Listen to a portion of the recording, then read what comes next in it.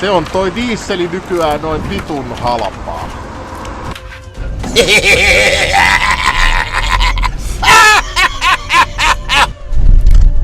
Siis kyllä voi niinku perjantai mennä perkele mielenkiintoiseksi, että vauhtia ja vaarallisia tilanteita piisaa vitusti.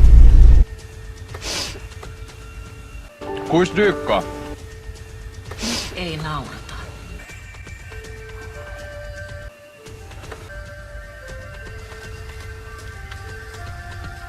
Nyt tulee vittu vinkki numero 1 ihan oikeesti.